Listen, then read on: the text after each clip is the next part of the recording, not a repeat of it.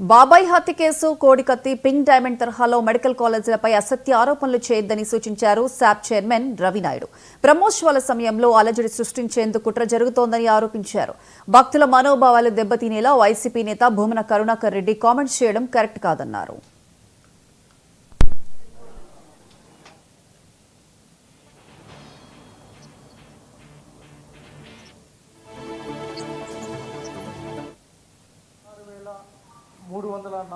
పోస్టులు డిఎస్సి సంబంధించిన పోస్టులు భర్తీకి లిస్టు వదలడం జరిగింది.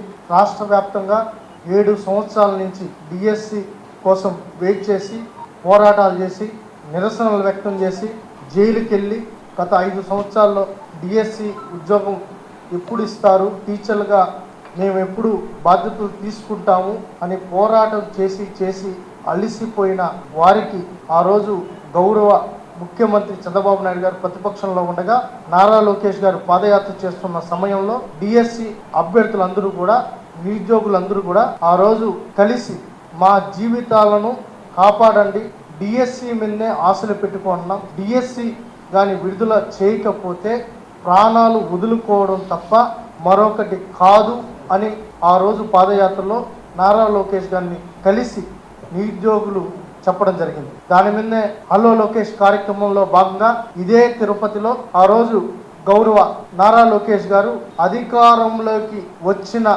రోజే డిఎస్సిపై మొదటి సంతకం పెట్టే కార్యక్రమం కూడా అప్పుడు తెలుగుదేశం పార్టీ మాత్రమే ఉన్నాం, ఆ రోజు మాట్లాడడం జరిగింది. తర్వాత కూటమిగా ఏర్పడిన తర్వాత పవన్ కళ్యాణ్ గారు, చంద్రబాబు నాయుడు గారు, లోకేష్ గారు ముగ్గురు సూపర్ 6లో భాగంగా ఆ రోజు కూటమి ప్రభుత్వం ఏర్పడిన రోజు నాటినే మెగా డిఎస్సి పై సంతకం పెడతాం, సంవత్సరం రోజు లోపలనే ఆ ప్రక్రియను మొదలు పెడతాం.